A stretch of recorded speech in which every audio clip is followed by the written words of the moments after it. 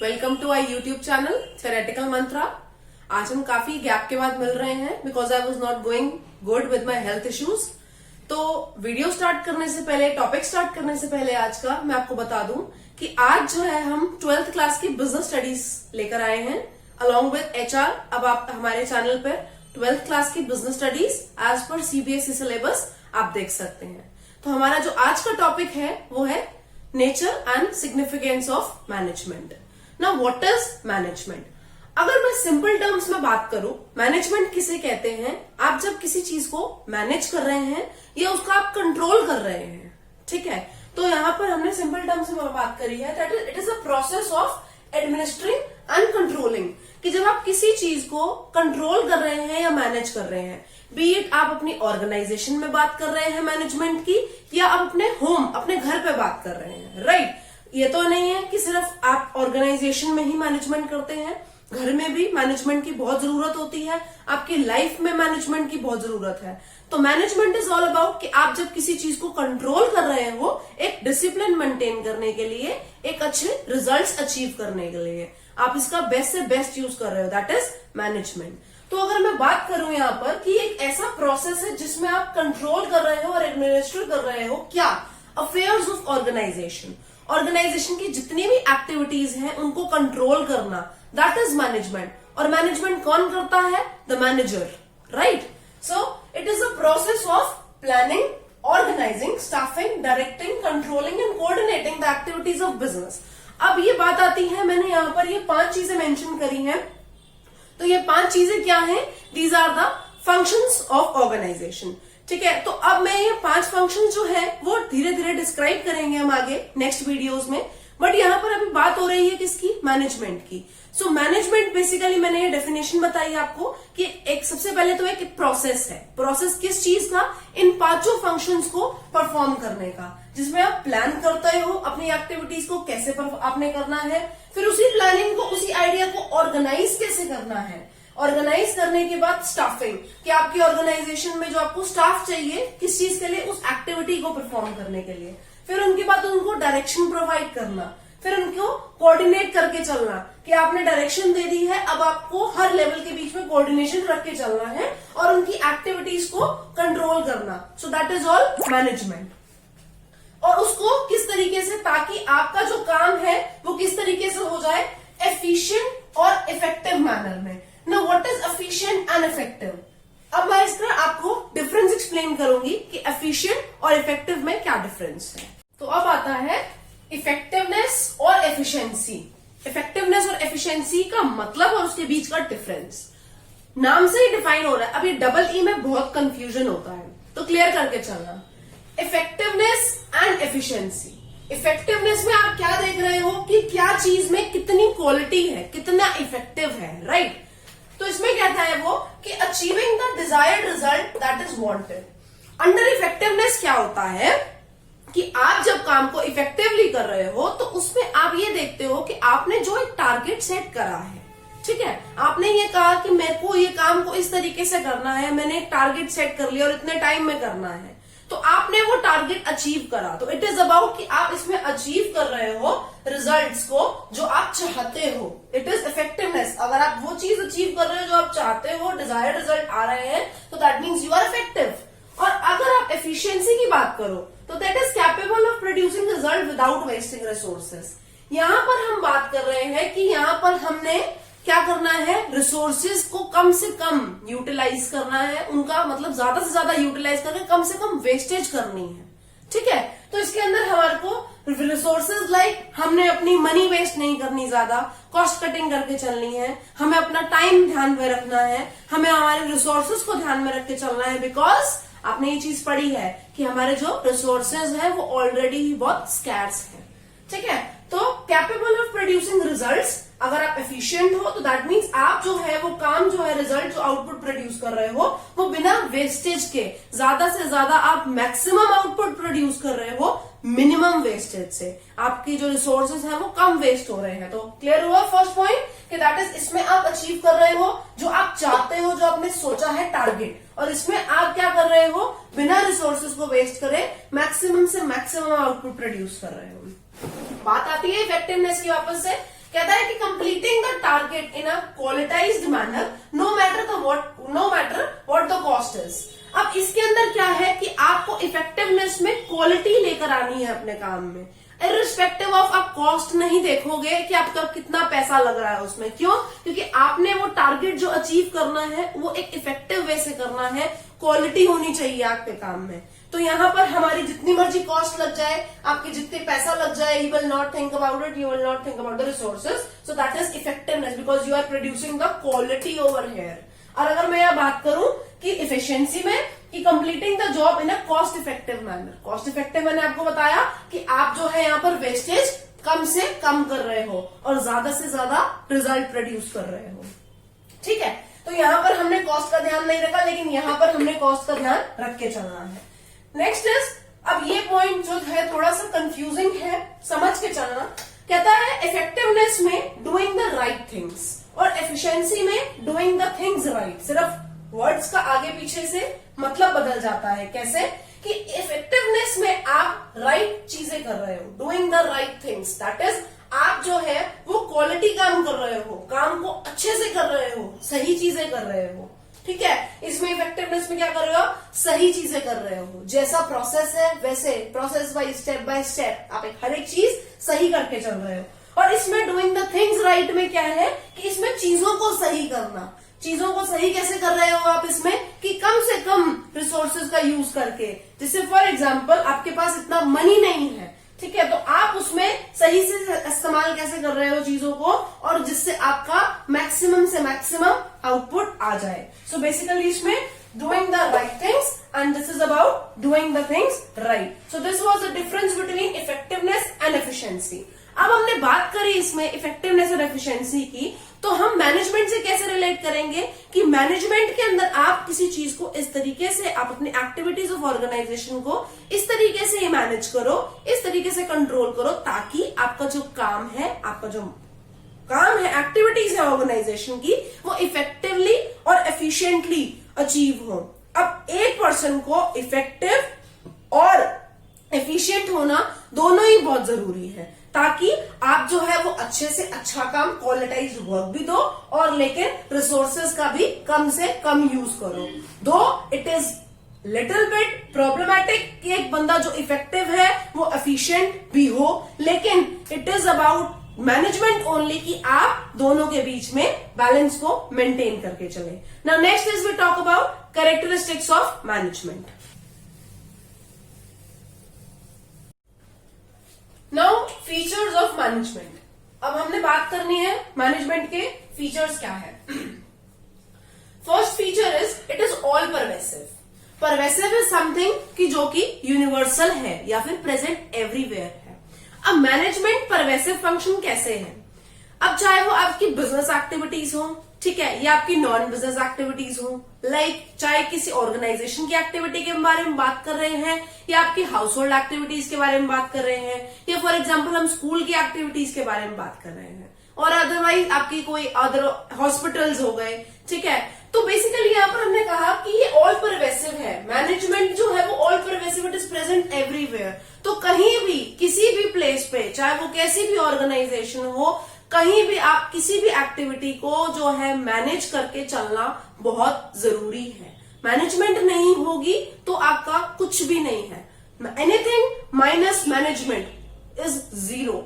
आप, ठीक है, तो बेसिकली इसमें मैंने कहा कि ये परवेसिव फंक्शन है, चाहे वो बिजनेस हो या नॉन बिजनेस। मैनेजमेंट जो है वो हर एक्टिविटी की हर जगह पर होती है। Next is continuous process. अब मैनेजमेंट ऐसा तो नहीं है कि it is a one time process, कि आपने जो है सिर्फ, फॉर एग्जांपल ऑर्गेनाइजेशन में मैनेजर है, उसका क्या काम है मैनेजमेंट का कि सिर्फ उसने दिन में 1 घंटे मैनेजमेंट करनी है। Is it possible? No. So management क्या है कि कॉन्टिन्यूअस प्रोसेस है जो लगातार चलता है, दैट कीप्स ऑन गोइंग। कि मैनेजमेंट जो है वो तो कभी भी requirement, it is not about कि आप पर्टिकुलर टाइम पे, it is going on every time. हमेशा मैनेजमेंट करनी बहुत जरूरी है और वो चलती रहती है, ठीक है। So it is a continuous process. Whether आपको वो काम अलॉट कर रहे हैं मैनेजर आपके, या फिर आपको आपकी कोऑर्डिनेशन में हेल्प कर रहे हैं, तो management is a continuous process. It is not a one time activity, और 1 दिन की एक्टिविटी नहीं है या 1 घंटे की एक्टिविटी नहीं है। Next is it is a goal oriented process. अब मैनेजमेंट को हमने गोल ओरिएंटेड प्रोसेस में कैसे काउंट करा है कि अब बट ऑब्वियस है कि कोई भी ऑर्गेनाइजेशन है, अगर वो ऑर्गेनाइजेशन आई है तो पर्टिकुलर गोल के साथ आई है, राइट। तो अब एक हर ऑर्गेनाइजेशन का एक गोल होता है और वो कैसे अचीव होगा हमेशा, मतलब ऑर्गेनाइजेशन का गोल अचीव कैसे होगा जब तक मैनेजमेंट नहीं होगी। वो मैनेजमेंट कैसे होगी, मैनेजमेंट कैसे हेल्प करती है गोल अचीव करने में, एक यूनाइटेडनेस, एक ऑर्गेनाइजेशन में जितने बंदे हैं उनके बीच में एक यूनिटी लेकर आना, उनके बीच में कोऑर्डिनेशन लेकर आना। वो कोऑर्डिनेशन कैसे होगी, it is all through the management. So basically यहाँ पे हमने कहा कि it is a goal oriented process, कि जो ऑर्गेनाइजेशन का गोल है उसको अचीव करने के लिए। Now it is dynamic function. Dynamic function क्यों है मैनेजमेंट का? अब आपकी ऑर्गेनाइजेशन जो है वो कहां पर है, it is situated, it is created in an ever changing environment, कि जहां पर आपके जो एनवायरमेंट है वो बदलता रहता है, ठीक है। जैसे कि पॉलिटिकल एनवायरनमेंट में चेंजेस आ गए, सोशल एनवायरनमेंट में चेंजेस आ गए, इकोनॉमिक एनवायरनमेंट में चेंजेस आ गए, कैसे टेक्नोलॉजिकल एनवायरनमेंट में चेंजेस आ, कुछ नई टेक्नोलॉजी आ गई, ठीक है। पॉलिटिकल फैक्टर्स कुछ चेंज हो गए, पॉलिसीज बता दी सरकार ने, कुछ ऐसा हो गया, तो जिसकी वजह से अब ऑर्गेनाइजेशन को क्या करना है, अपने आप को एडजस्ट करके चलना पड़ता है, ठीक है। सो इसको हम इसलिए कहेंगे डायनेमिक फंक्शन। क्यों? कि जब ऑर्गेनाइजेशन अपने आप को चेंजेस के हिसाब से एडजस्ट करके चलेगी तो वो सब किसके थ्रू होगा, मैनेजमेंट करने से ही। Next it is a group activity. Management को ग्रुप एक्टिविटी किसलिए कहा गया है कि क्या एक ऑर्गेनाइजेशन जो है वो एक सिंगल पर्सन चलाता है? नो। सो एक्टिविटीज जितनी भी है ऑर्गेनाइजेशन की, it is not perform only by a single person.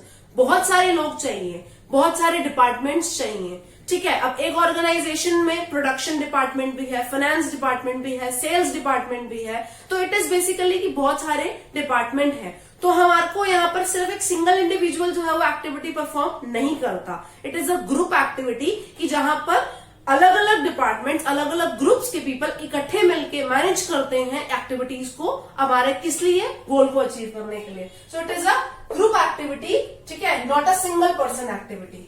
Next is it is an intangible force. What do you mean by intangible? Intangible is जिसको आप ना ही देख सकते हो, not seen or touched.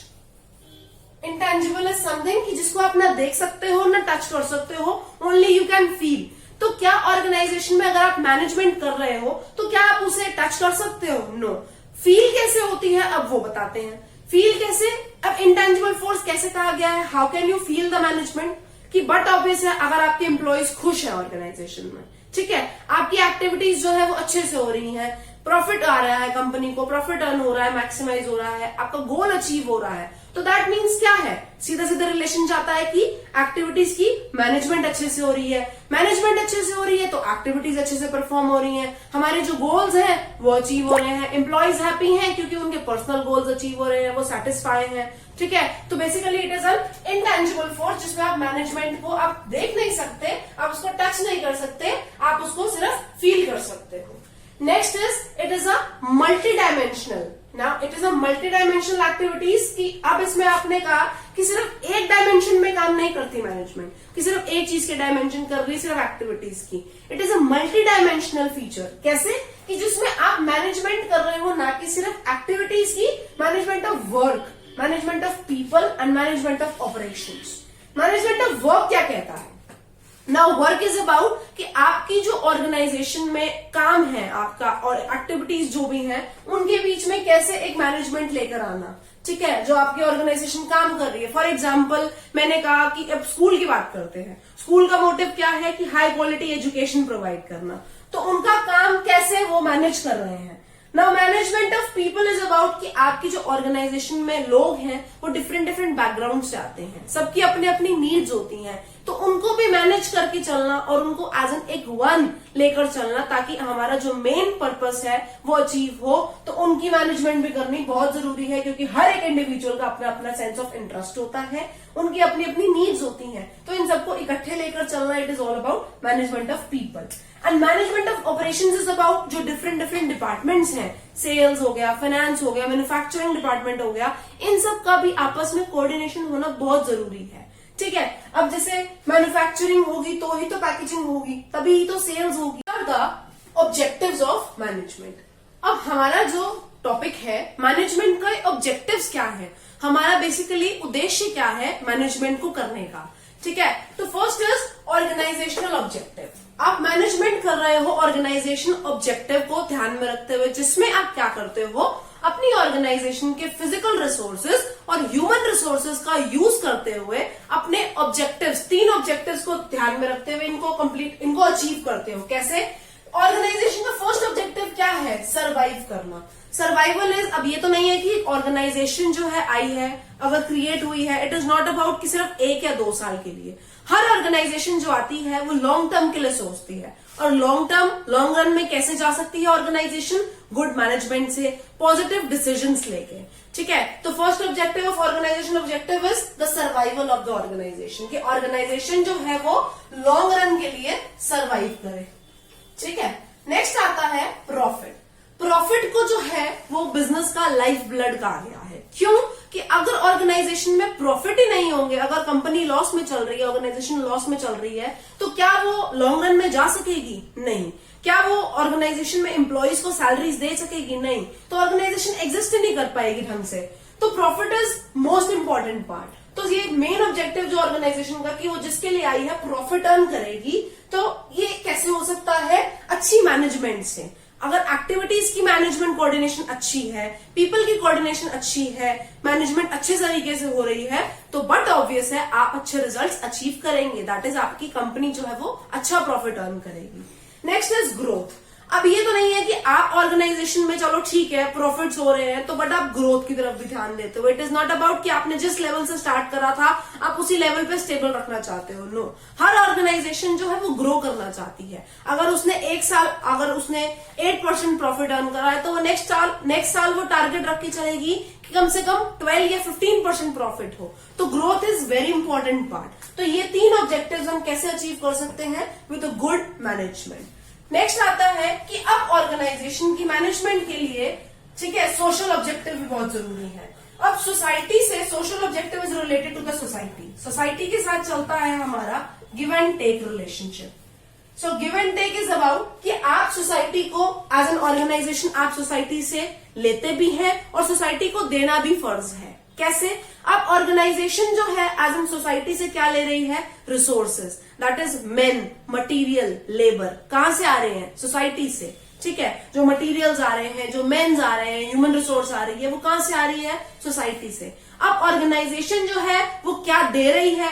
ठीक है, सोसाइटी ने क्या दिया? Main, material, labour. और ऑर्गेनाइजेशन क्या दे रही है सोसाइटी को? सैलरीज। ठीक है, या फिर उनको एम्प्लॉयमेंट अपॉर्चुनिटीज। ठीक है, तो इसमें सबसे फर्स्ट ऑब्जेक्टिव जो है मैनेजमेंट के ऑब्जेक्टिव जो सोसाइटी का, वो फर्स्ट ये है कि एम्प्लॉयमेंट अपॉर्चुनिटीज देना सोसाइटी को, सोसाइटी के बेनिफिट के लिए, कि एम्प्लॉयज को हम क्या कर रहे हैं as an organization? Jobs provide कर रहे हैं सोसाइटी में।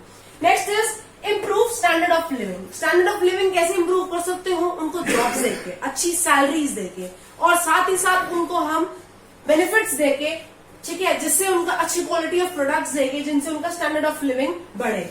नेक्स्ट इज अबाउट कि save environment from getting polluted. So as an organization हम एक सोसाइटल ऑब्जेक्टिव को ध्यान में रखते हुए एक सोसाइटी से प्रॉमिस करते हैं कि हम जो, अगर हमारी तरफ से कुछ भी ऐसा, अगर कुछ ऑर्गेनाइजेशन वेस्ट आता है, तो वो सोसाइटी को पोल्यूट नहीं करेगा।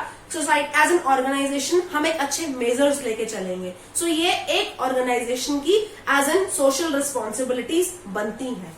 ठीक है, तो मैनेजमेंट के हमने 2 ऑब्जेक्टिव्स कंप्लीट करे। फर्स्ट हमने करा ऑर्गेनाइजेशन ऑब्जेक्टिव, जिसमें हम ऑर्गेनाइजेशन को ध्यान में रख रहे हैं as an social objective, society को ध्यान में रखते हुए।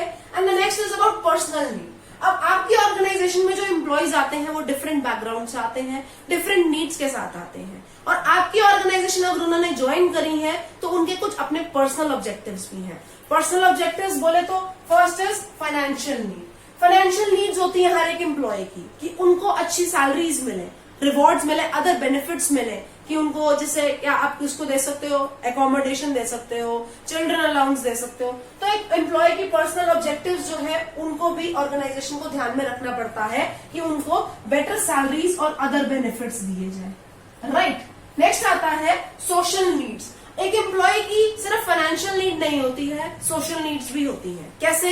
कि वो चाहता है कि उसको उसकी रेपुटेशन बने उसके काम से, ठीक है, उसको रिकॉग्निशन मिले।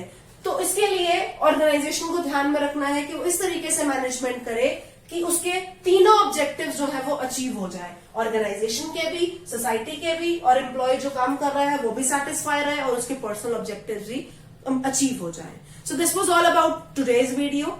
Stay tuned with our channel and keep like and subscribe our channel. Thank you so much.